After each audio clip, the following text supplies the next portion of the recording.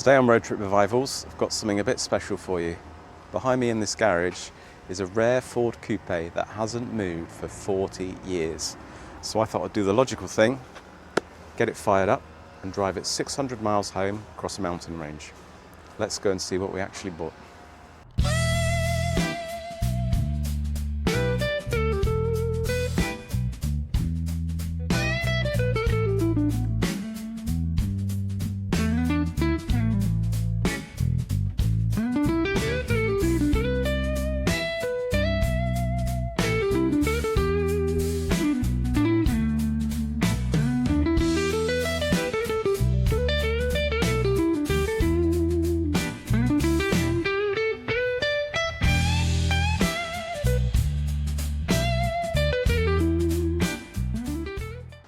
So the original owner of the car was Charlie.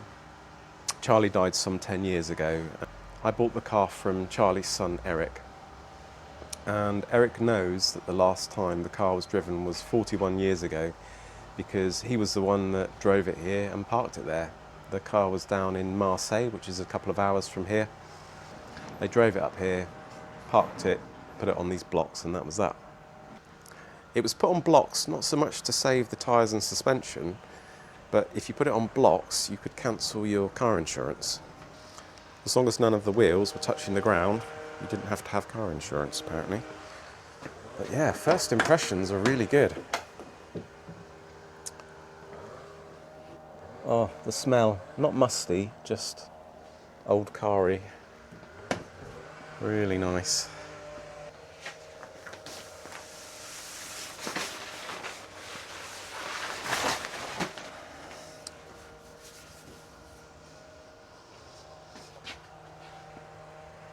What a thing, what a thing. There's a bit here on this wheel arch. The paint is mostly nice, but there's a window here, and so this panel here has faded. It wasn't covered up, obviously. See the line there where the cover was across the roof.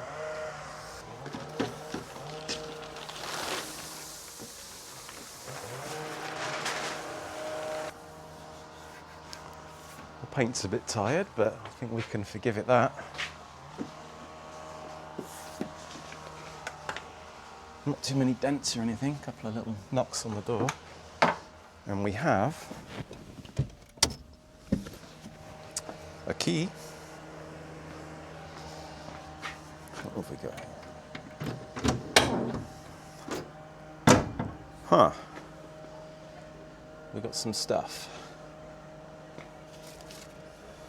A roof rack. May or may not come in handy. Apologise for all the noise, they're doing the strimming next door. What's this? Comes with snow chains. Don't think we'll need those, this strip. Bike rack, I think? I'm not sure. Something like that. Spare tyre, that's flat obviously.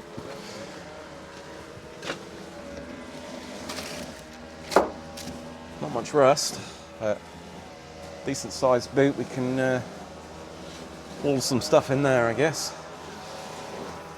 Yeah, cool. Missing a bolt or something on the bumper. Oh well, have a look at that later. Okay, the floor mat's gone brittle. Look at the radio. What is that thing? It's not the original one. Oh, I reckon the seats are nice under those. I reckon they were put on there before the seats got eaten up by the sun. It's quite a spacious car actually, I would say. Plenty of room in there. I knew about these Fastback Taunuses, but I've never seen one in the flesh. It's we never got this body style in the UK, only in Europe. I don't know why, just in Ford's wisdom we never had it. but it's very similar to a Mark III Cortina, but it was not until the Mark IV that the Taunus and the Cortina became identical. Yeah, we got a bit of wear on this seat. Oh, never mind, the seat is torn up. Oh, let's get that dusty old thing out of here, I think.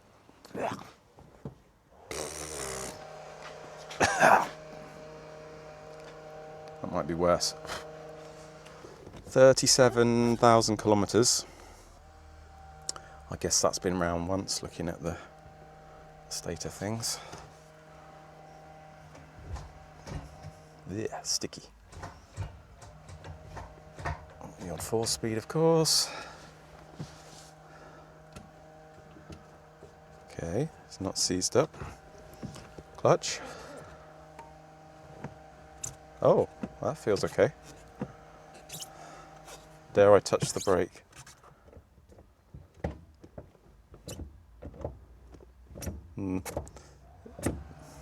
Moved a bit and then it didn't seem to come back very well. What is this thing? See, long wave and medium wave it is. It's one from before they standardised the fitment. It's like designed to bolt up under a dashboard. Yeah, headlining looks pretty good. All right, let's have a look at the business end of things.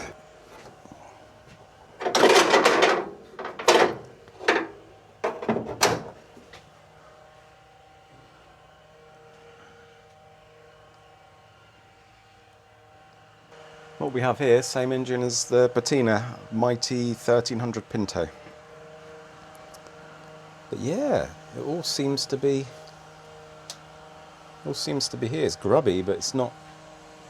Don't see too much rust going on. Oof, engine mounts. Haven't got those. What have we got? Some brake fluid. I'm going to take a wild guess and say that the battery is going to be dead.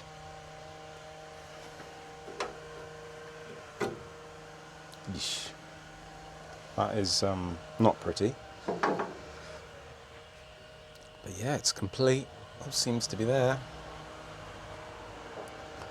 Not messed with, nothing taken off. Any oil? Yep. And it looks quite clean. It's just amazing, isn't it? Untouched for 40 years. It's crazy. There's still some brake fluid in there. That does not look pretty, but I know that from experience that Ford rads, they block up for a pastime anyway. I do have a radiator with me. Yeah, it's all there, isn't it? So being that Eric doesn't live here, I can't stay in this garage indefinitely, but they did say it was cool if I was here for a few hours this morning into this afternoon. So I think the plan is, while it's up in the air, or while at least the wheels are off the ground, perhaps we have a look at the brakes, make sure the engine rotates.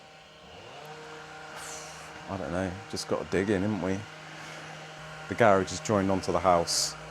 The central heating boiler is in here, which obviously dries out the air.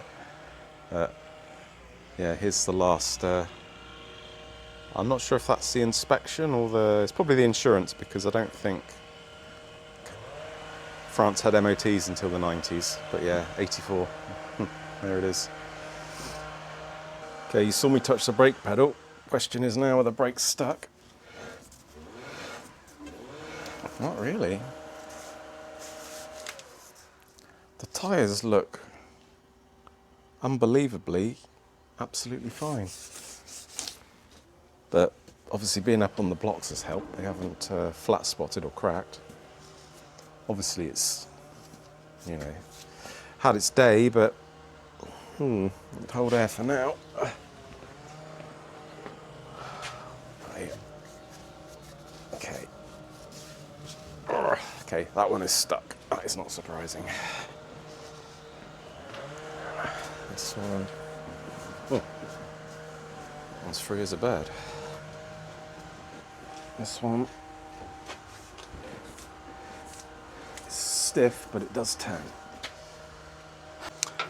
I don't think it would be seized, judging by how dry it is in this garage, but let's see.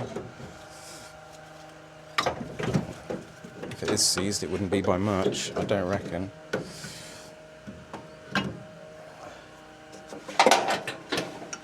Ever the positive thinking here. Oh no. Okay, it rotates very nicely.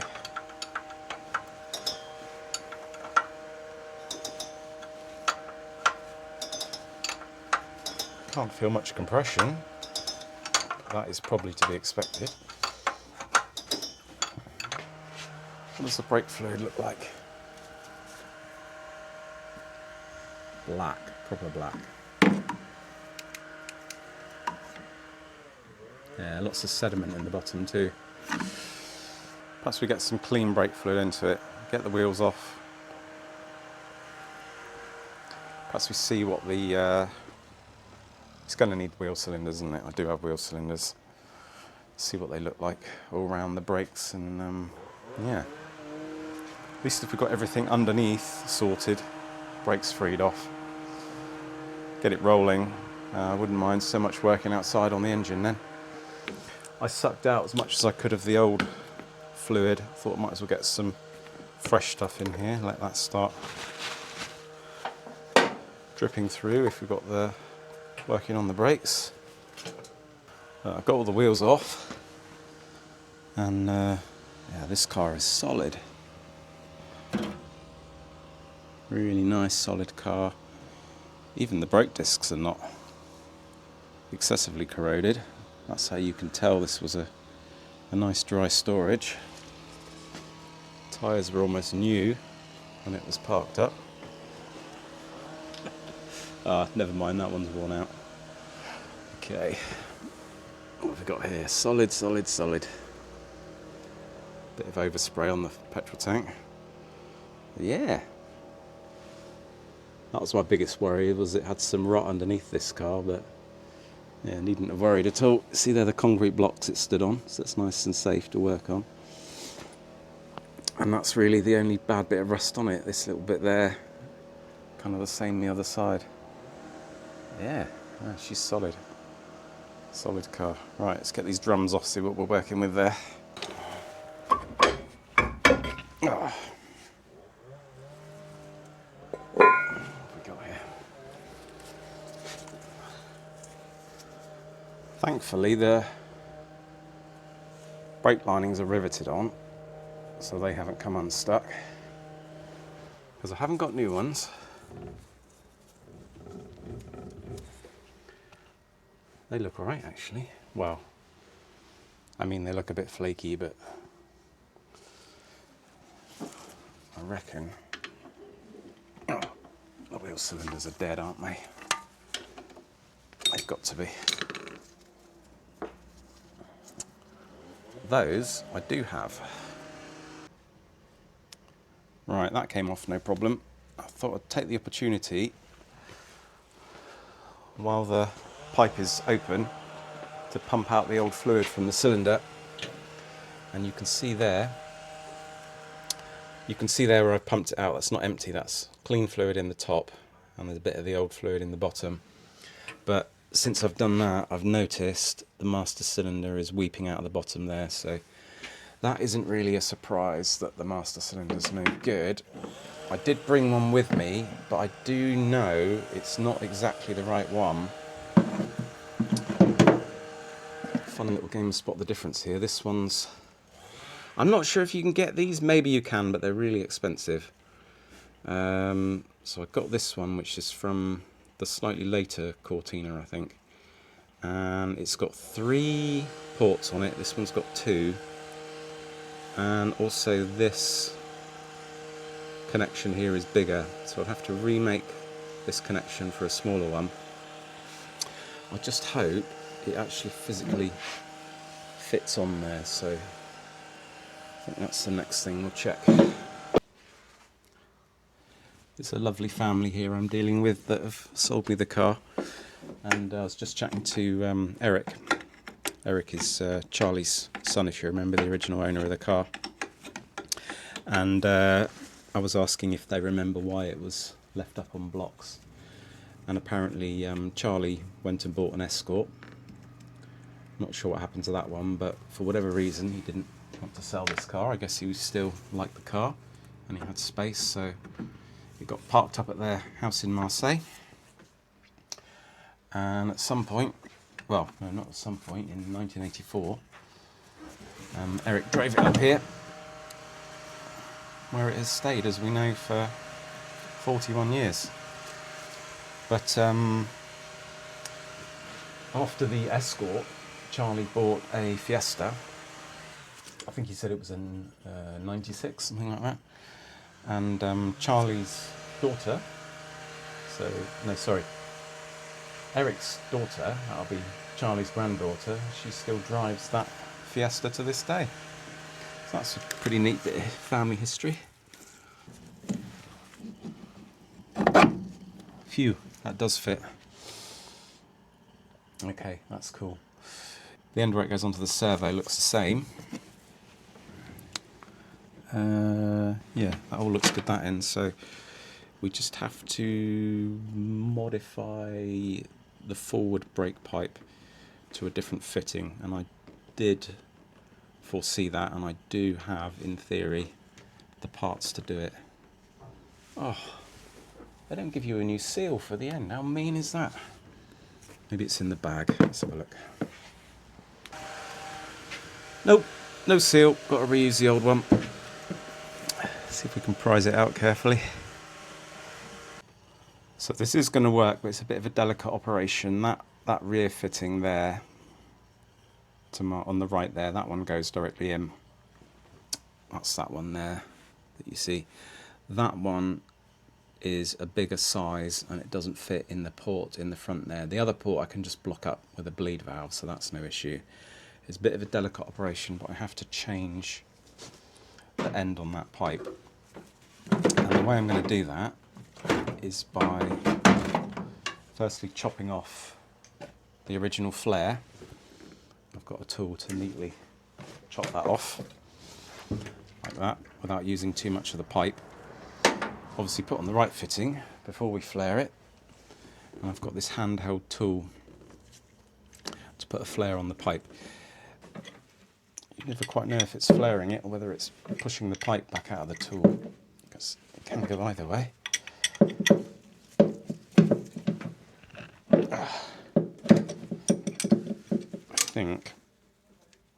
I think it pushed the pipe out. It's never a fun task trying to flare brake pipes on the car, but sometimes it can save you making a long piece of pipe. It's worth it. It did flare it, but not as much as you'd like. Alright, got a fairly decent flare on the second attempt. And I didn't bench bleed it because I'll bleed it on the car. All the lines need a good flushing through anyway. Oh, that brake fluid's like completely clear. Usually it's a bit yellow, isn't it? It is brake fluid, isn't it? .4, yeah. There's already a bit of air bubbling out the top. They don't even give you a lid. Let's pump the pedal a bit, see if we can get some fluid flowing out the back. Let's crack off the front bleed nipples as well, I think. Struggling to bleed the brakes though. I couldn't get any fluid out of the caliper here. Cracked off the nipple before this flexi and I get fluid there, so not really a surprise. That flexi is blocked solid. Looks okay outwardly, but it's obviously swollen up in the middle. But I did imagine that might be the case, and luckily I have got flexis with me, so that's the next job, change those. Right, got that hose on. It was it's a little bit shorter than it needs to be ideally, so I've just had to bend this bracket that way a bit so it doesn't pinch the hose on full lock, but that's pretty good. That brake bleeds now. Still a bit tight here, so I don't really want to change calipers unless I have to, but It may come to that. Got all the tyres dropped off at the friendly local tyre place, so they'll give me a call when they're ready. See if I can get some fluid to the back brakes now, because that hose could well be clogged up. Or should I change the hose on the other side front first, because it's going to have gone the same way, isn't it? Let's check it. Right, that's the front brakes done for now. Let's pretend for a minute that the calipers won't be seized up, even though they will. We'll come back to that later. Now, I was wondering if the rear flexi would be blocked up as well, and I cracked off the pipe. You can't really see it, it's right under the, in front of the axle there. Cracked off the pipe on it, pumped some fluid through, and it is now actually flowing a bit of fluid through. It's just about dripping out of the pipe there. I know what you're probably thinking. We don't care about the brakes, just see if the engine runs. And I'm with you on that. No one wants to see it run more than me, but actually the brakes, as far as getting parts and being able to sort it out, the brakes is more of a concern than the engine for me. Pretty stout, those old Pintos. Don't have too many concerns with that beast. I did have a bit of a uncertainty over the cam belt for it, because ChatGPT liked to tell me that it should be a 116 tooth belt. I thought it'd be 119 because the 1.3 and the 1.6 have the same stroke. So you would think the block would be the same height, the piston goes up the same amount. And that's a 119 tooth belt, so that is what I have. So we'll soon find out.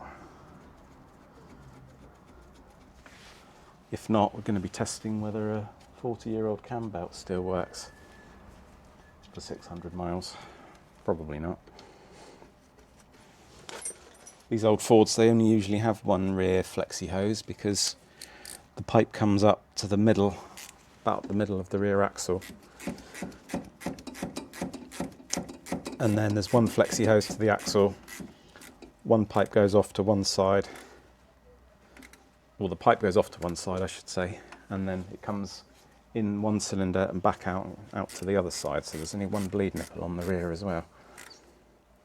Right, it's the moment of truth for the brakes. Rear brakes are all back together. New wheel cylinders are in. It's all bled.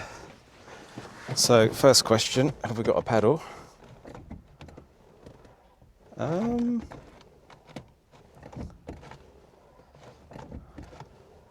Not really. Uh-oh, I think I can hear fluid leaking out somewhere. What's going on there? Ah, I forgot to tighten the line on that wheel cylinder. Okay. Okay, here we go again. Okay, we have a brake pedal. Nice. Good hard push.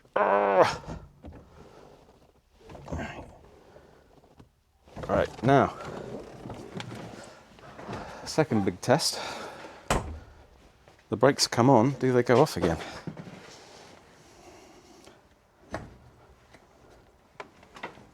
Nope.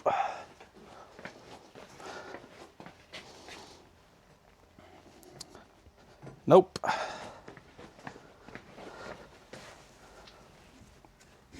Yes. And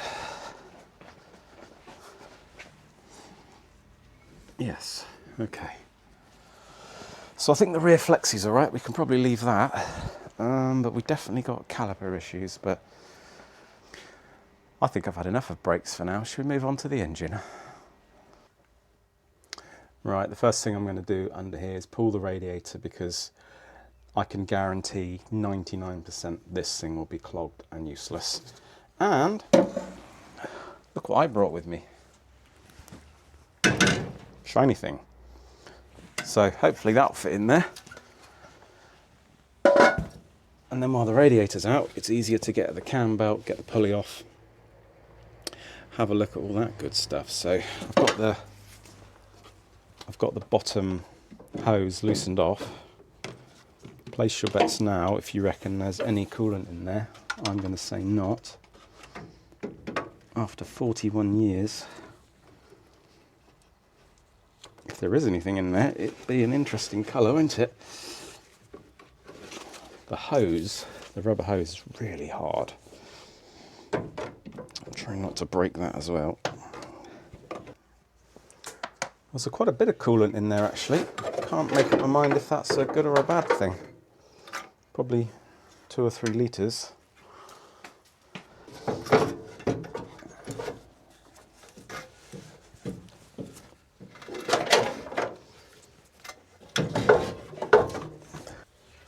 Yeah. That will work. The only slight annoyance is this flange is on the wrong side. But we'll have to bungee it or cable tie it or something. But yeah. What do you reckon the cam belt's going to look like? I cheated, I had a peek around the side.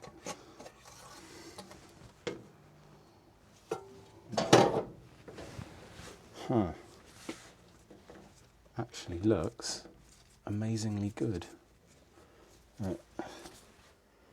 Just the rubber of the day compared to what we have now doesn't crack up in the same way, does it? We wouldn't trust it, obviously, anyway. I wanted to put the handbrake on, put it in gear, so I could use a spanner to crack the crank pulley off. Use that to lock up the engine, but the handbrake mechanism won't work, so I need to think of another way. Doesn't look like there's enough room to get the impact in there, I don't think. Can we sneak the belt off without taking the pulley off? I can't remember. Kind of looks like you can, actually. Alright, let's find the timing marks and try that first. Yeah, it's pretty amazing. That belt doesn't look too bad, does it? I just hope the one I've got is the right one. Forgot to bring my Tipex pen, but it's got timing marks on the pulley. You can see the one on the crankshaft. I've scratched one on the oil pump pulley. And voila. The belt is coming off. Does it sneak off without the pulley coming off? Yeah, it does. Don't think it does on the later ones, mind. But that saves a job, doesn't it?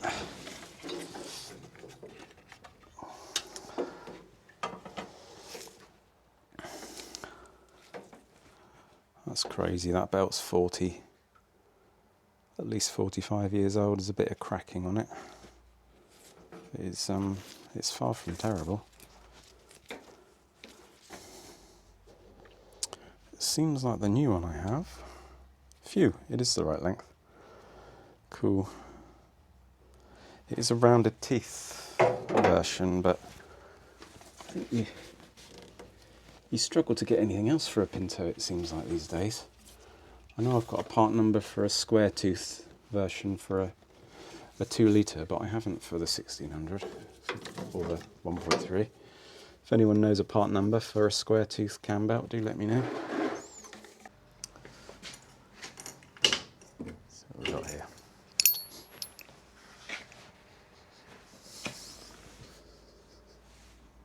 Would you believe me if I told you that still smells like petrol? Regular viewers will recognise this battery. That's the one I bought for Spotty the Mark I Fiesta. Go back and have a look at that video if you haven't already seen it. And if you're liking what you see, please do consider subscribing and giving me a like. There's more road trip revivals to come. Oh, this is my most ambitious one yet. The furthest away, the longest time not running, probably the most amount of work. But yeah, so worth it, so worth it. Right, so here's the plan. The cam belt's still off. This is the camshaft up here, and this pulley here drives a few things. The distributor for one, also the fuel pump is over here, so it turns that, and the oil pump as well. So what we can do is if we leave the cam belt off for now, we're going to spin this pulley and we can check these three things at the same time. We can see if we've got a spark. So we can take the lead from the coil and we'll hold that next to the inlet manifold here. So we'll see if we've got a spark, very doubtful. We'll see if we pump any fuel. I'm going to say, judging by how it smells, that is a possibility. And then also we'll be building up oil pressure at the same time.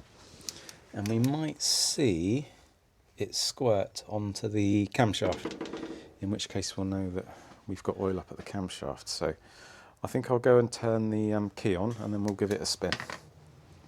I'm sucking the oil out, by the way, which is a bit slow, but it gets there in the end. Mustn't put it in the start position because the cam belt's off. Oh, look at that, we got lights. What do we have? Indicators, sort of. Other way. Yeah.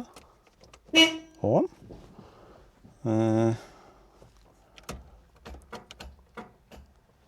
Oh, we've got flashers. How do you turn the headlights on? Don't know what that is. Hazards. No. No idea. Looks like someone's added those later. Ah, is this the lights? Yes. Oh yeah, they work.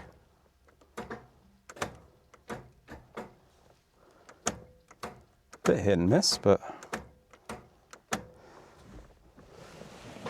have any rear lights? Yeah.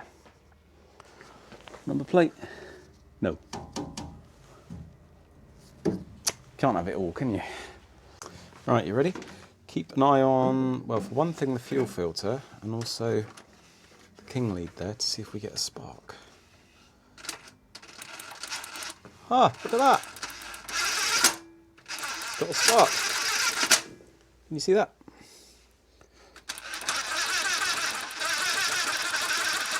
That is pretty amazing. All right, let's see if we can get any fuel. Ah, look, we got fuel. It spurted out. What does it smell like?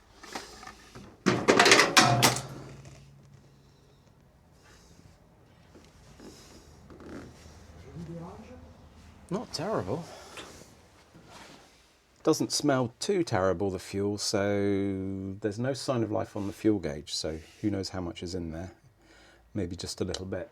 So I have got probably 10 litres on. Maybe I'll just chuck that in there and dilute at least what is in there.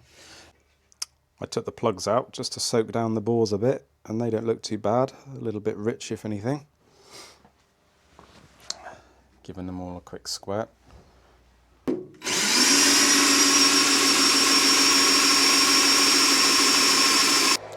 I can't see the oil arriving at the camshaft, but I just don't think you can see in there enough to see it arrive. So I'm sure it's got oil pressure because it bogged down, it took a lot more power, so I'm sure it's pumping oil. Couldn't be as easy as put fuel in, cam belt, and it starts. Could it really be that easy? It may well be that easy because that fuel that's 40 years old, that isn't like the fuel now that degrades and turns to mush after a few years. It does go off and it's not as great as it used to be, but I have had cars running on 30-year-old fuel. 40 years, no. Maybe the 40-year-old fuel is even better than the 30-year-old fuel, but I think I'm going to stick what I have in the tank because I'm fairly confident what we've got in there isn't too terrible, and we can always put more in to dilute it. I could pump it out, I suppose. It's quicker to dilute it, isn't it? There probably isn't much in there, is there? Must have mostly evaporated, surely. Anyway, yeah, exciting times. It's going to live. It's going to live. Just been to pick up the 4 tyres mounted by the friendly local garage, so that's cool. And I'm about to start thinking about getting it off the blocks here.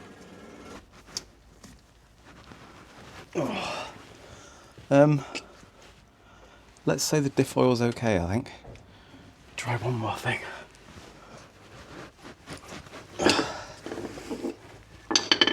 Oh, okay, no, I give up. I've already dropped the front down, got the blocks out. See if this little jack's got enough lift. Whoa. Oh, that is sketchy.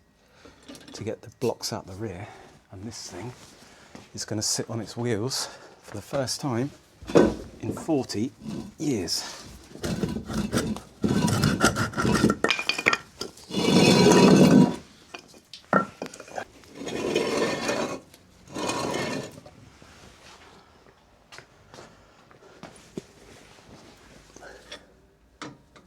Just about.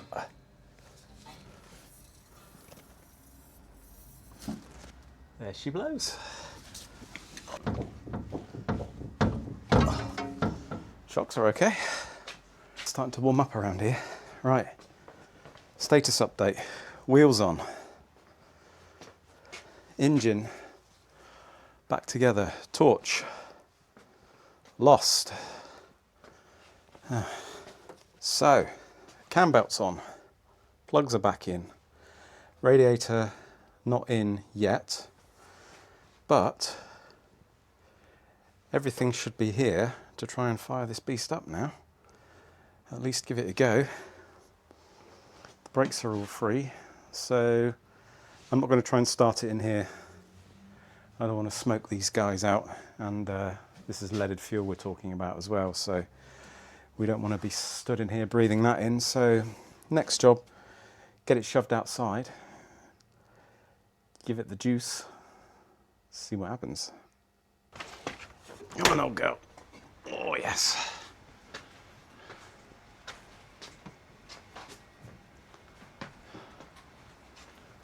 I think it's downhill, this garage. Have to remember the handbrake doesn't work. Bit of wood.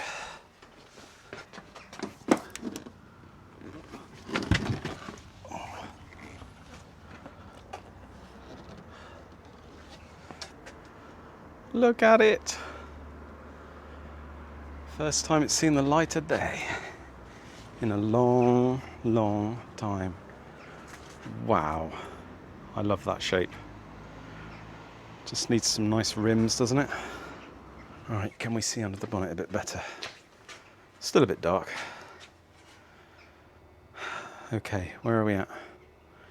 Okay, cam belt is on. Done 2 turns over, that's good. Fuel is pumping. 40-year-old filter, still looks clean. We know it has spark. We know it has fuel. I mean, we know there's fuel pumping to the carburettor. We've lubed the bores. What else are we going to do? We've just got to hit the button, haven't we? Keep our fingers crossed. The water pump pulley is all right. The alternator, on the other hand, is a bit graunchy. Anyway, I'm procrastinating. Let's go and turn the key. Ready? Nope, me either. Ignition. I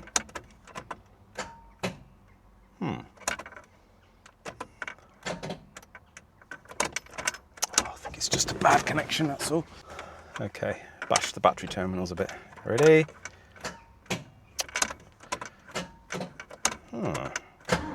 Ah!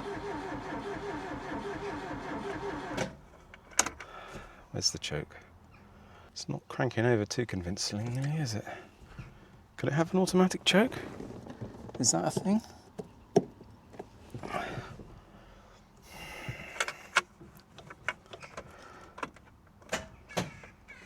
Starter's not good.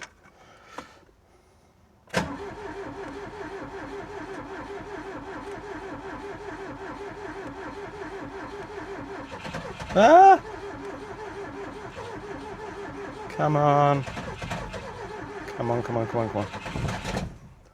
It's gonna go. Where's the choke though?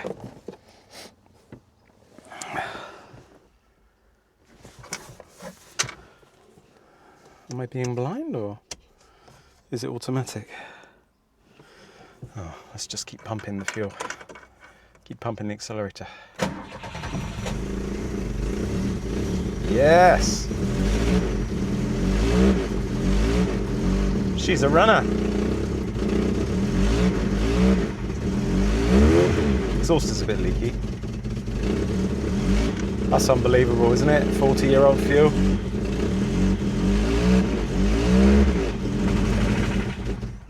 Oh. What was that? Okay, the oil light was going off.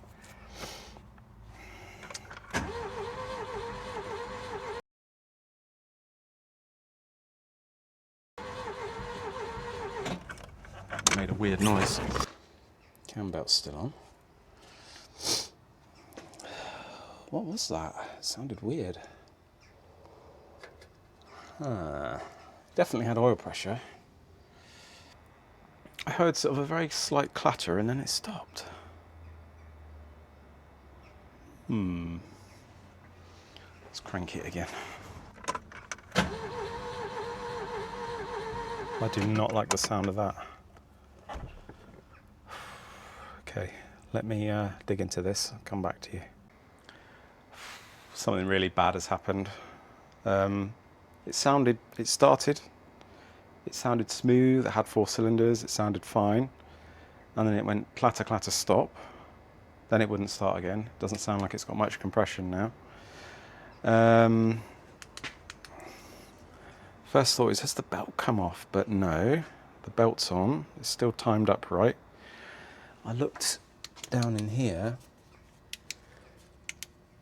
and I can see that the rocker, the bit you can see there on the right that's slightly rusty, that's the camshaft. Below it is the rocker. That is stuck down. And there's a tight spot around TDC. So for whatever reason, it seems like that valve has got stuck down. That is not good. All I can do now is whip the cam cover off and see how bad the damage is. I really don't understand why it would have done that, but I guess the valve just stuck down, I don't know. The valve spring broke, maybe? Who knows, who knows. Anyway, let's get this valve cover off and see what we're up against.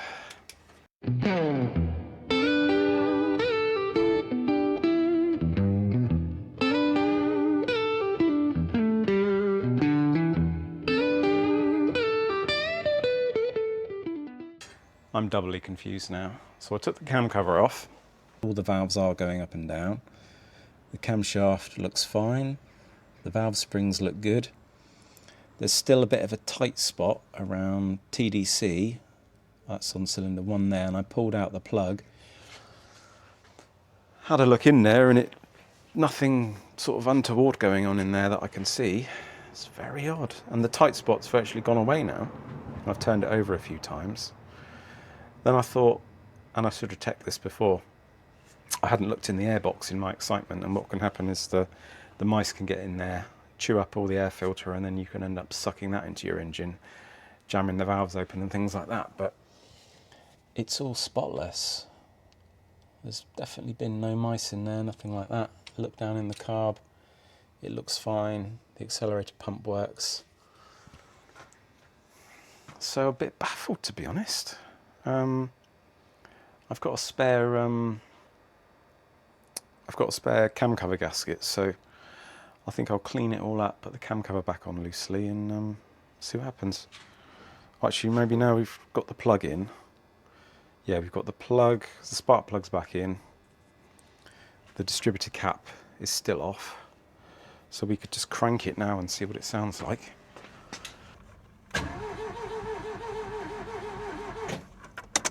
Hear that? Sounds fine again now. How very, very weird. Don't get that. Anyway, let's put the... I'll get the cam cover back on, then we'll try and get it fired up again. I really hate doing the cam cover on a Pinto, but nonetheless, it's on there, all bolts present and correct. So all that remains now is to try it again. Put the ignition back on. I just bunged in that 10 litres of fuel as well. Yeah, just try again. There's nothing else to do.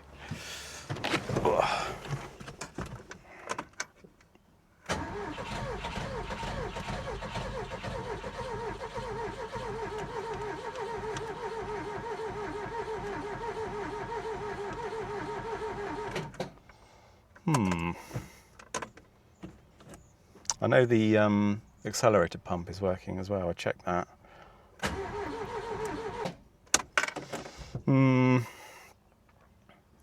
I wonder if our ignition isn't good, as a side note, but I have a solution for that.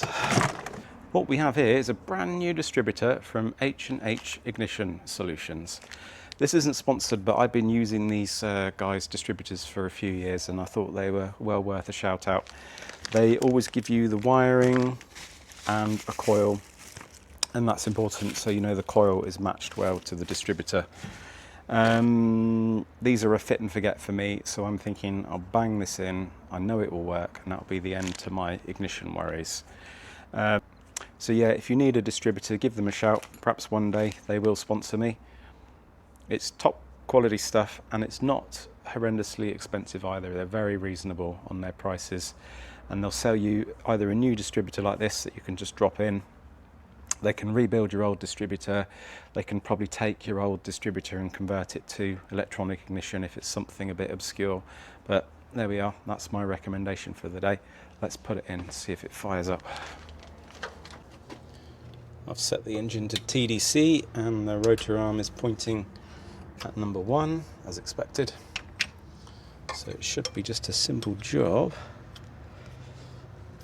Pop out the retaining bolt. Get out of there.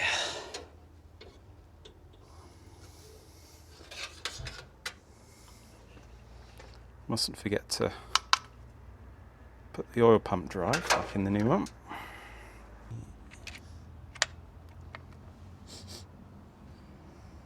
Should I put that in the hole first? Yeah. Right, that's in there now. This is number 1. Really doesn't matter where is number 1, but as long as you know which one it is. It's ended up here because we're on TDC still. So what I do is I take the ignition lead number 1. I think it's that one, isn't it? Yeah, it's that one. So put that one in there, and then we'll just follow around in the same order that they were before, and we know that they'll all be in the right place. Where was I? That one.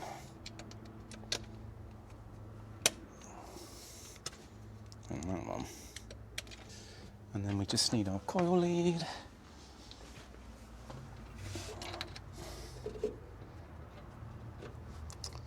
The vacuum advance, if we want to be really fancy, can go on. Don't have a timing light, so I'm just going to wing it on the timing adjustments. And it literally is just as easy as you take your black and red wire. Obviously your negative, black goes to the negative of the coil. I didn't have my proper crimper, so I've just wedged it on there with a terminal. And similarly with the red one, I've just wedged it up under the power lead. This is the live feed to the coil. So the timing's bound to be a little off, but it should be near enough for it to fire, I hope.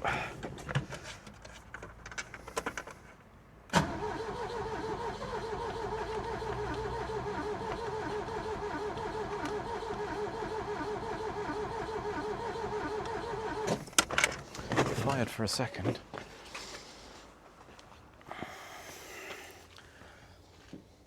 Give it a bit of that.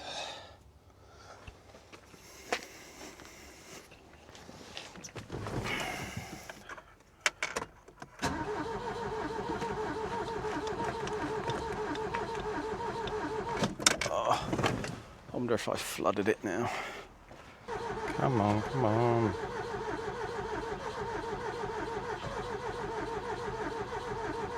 Oh, I'm gonna have to let the starter cool down, aren't I? It does stink pretty good of fuel now, so it is a bit flooded. I wonder if I've got any better spark plugs to put in there. Wedged a screwdriver on the choke mechanism to make sure the choke stays open. Let's try that. Also tightened up the battery terminals a bit more. Come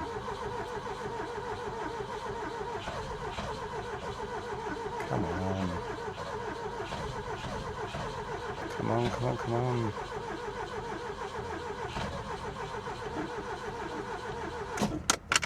Why won't it go? I do really regret not bringing some new spark plugs now. I just forgot to order them. I have put in 3 slightly less mangy NGK ones, so let's see what that says.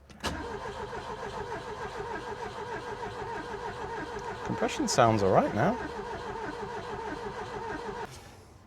Right, I've got a wire down on the starter now, so I can crank it from up here and I can feed it with some brake clean, maybe do a little ignition adjustment while we're cranking, see what we can do.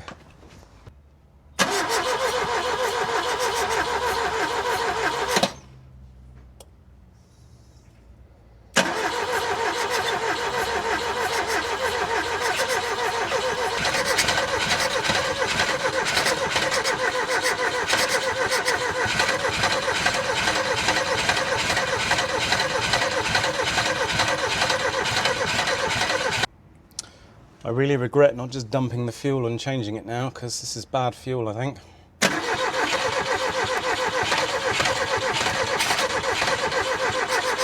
It would just fire up though and run and warm up a bit. I think it would cope with the bad fuel, that's the thing.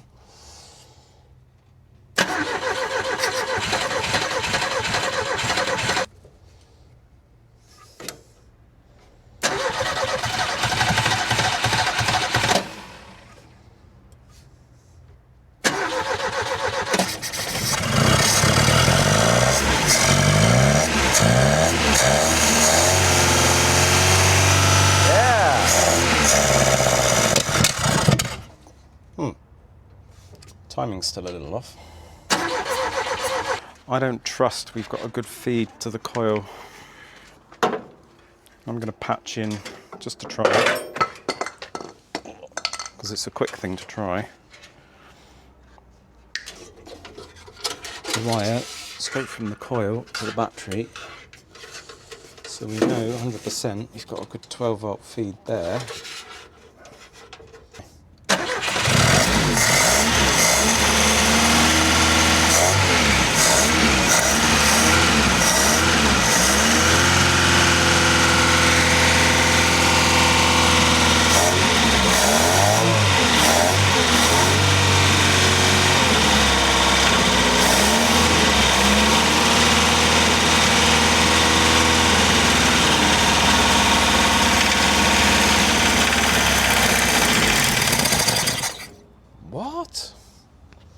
What was that?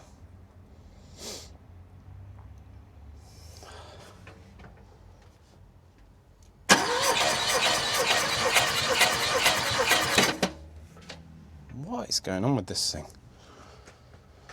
I think maybe we should put the radiator in, get some water in it, put the fan belt back on, and that way when we do get it up and running again, we can at least keep it running a bit longer, hopefully. But it's weird, it makes a kind of a clattery noise and stops. I don't know if I'm imagining the clattery noise, I don't think I am. But we do know that the petrol can burn, don't we? That is beyond doubt now. Just gonna need to figure out some system to hold it in place. Probably cable ties, I would imagine. Right, this is what our radiator install looks like. I chopped off the split bit on the bottom hose, and then I drilled holes here and then fed a cable tie through this, and it goes down and out and back out there, but it's pretty solid actually, so that should do for that. And I changed the fuel filter, put the alternator belt back on. You ready to try again? Me either, but we'll try anyway. Ignition's already hot wired. Let's get our booster pack on.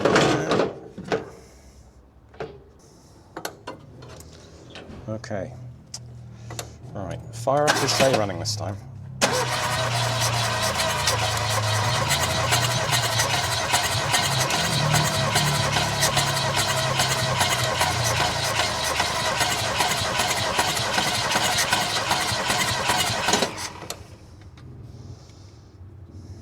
Let's pump the fuel up quickly. It doesn't sound like it's got compression now though.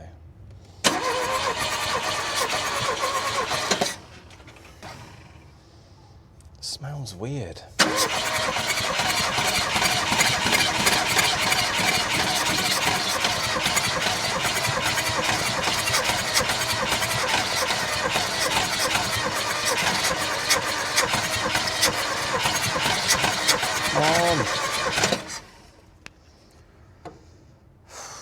It always tricks you. It's always so close to starting and then it doesn't. Come on.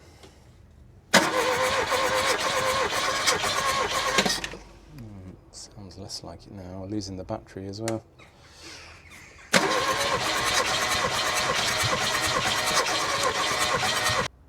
When it started the last time, it ran, sounded good, and then it went clatter, clatter, stop. And then it was down on compression. And then it came back, and then it ran and went clatter, clatter, stop. And then it's down on compression again. It doesn't make sense.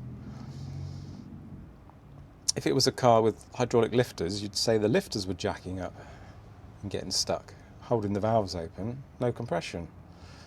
But there's nothing like that that can happen here, is there?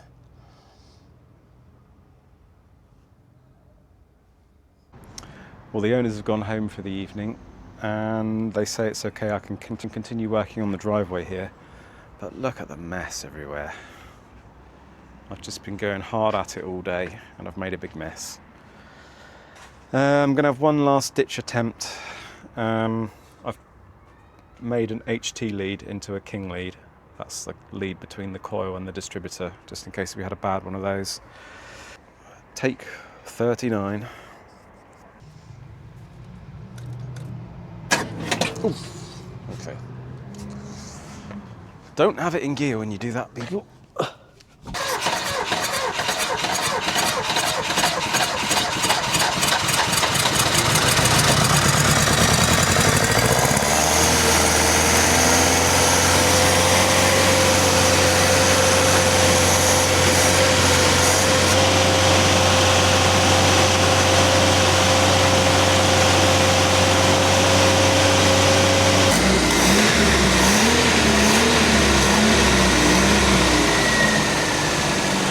It lives!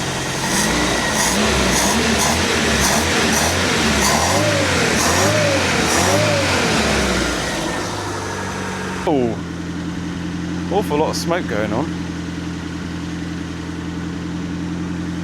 Was the exhaust blocked? Is that a thing? Mouse nest in the exhaust? It smells pretty weird where it's burning off. Seems perfectly happy now.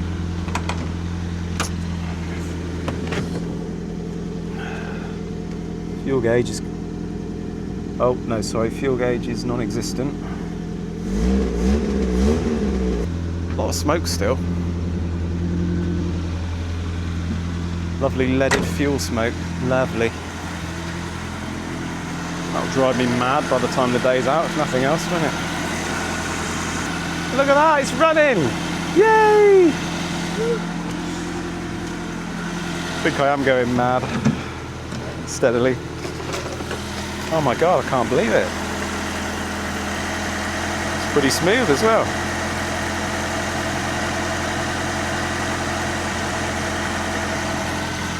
Right. What's the exhaust leaking? Oh.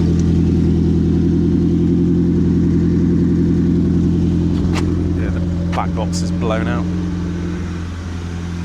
Oh, the smoke is thick. It doesn't smell like oil or fuel. It smells like burning rubber, which is bloody odd when you think about it.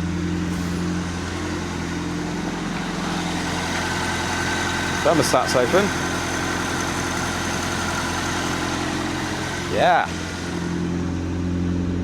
It's not going to beat us, is it? Let's see.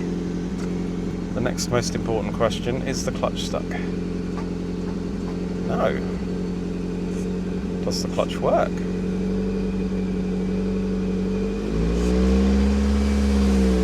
Yes. Brakes. Brakes are a little squidgy.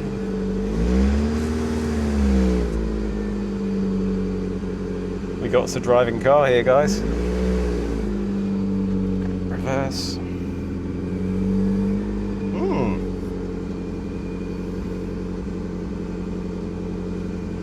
Yeah, the handbrake mechanism is gone. Either the ratchet's worn out or it's gone sticky. Got some hot air blowing off the radiator, so that's doing its job.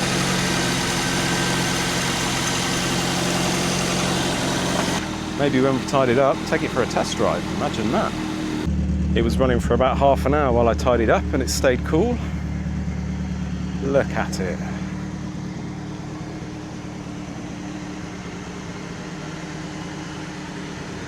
I can't believe it. Right, I think we'll do a quick test drive to the fuel station. We can't hang around too much because I'm camping again tonight and I've got to be there by 8 o'clock. So, quick test drive, fill up with fuel, see what happens, I guess. Okay, here we go.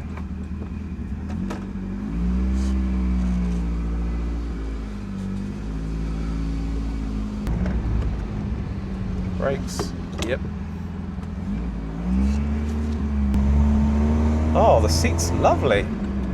Speedo's working. Brakes again. Whoa. Crazy woman just tried to drive into me. Oh, it runs really good. It seems happy. Timing must be about right. Try and brake a bit harder this time. Made a weird squeaky noise when I braked that time. But the ride is sublime. It just floats along. It really feels like an American car, actually. Right, let's try the brakes again. Okay. Not sure the fronts are doing much yet. I don't know if I showed it on camera, but I did check the gearbox oil. And that took probably 3/4 of a litre. It's quite low. There was quite a bit of oil staining underneath it, so I guess that leaked out. Yeah, the back axle's quite noisy now. I'm up to sort of 50 miles an hour. Well, that's going to do it for today, guys. Got the old girl up and running. Brakes, sort of. Engine, yeah, probably. Tomorrow, I'll be back bright and early.